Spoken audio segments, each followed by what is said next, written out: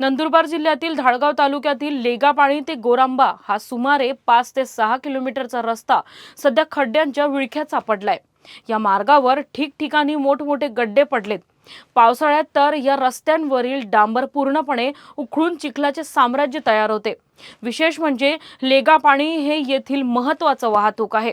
मात्र लेगापाणी ते गोरांबा हा रस्ता अत्यंत खराब रस्ता आहे।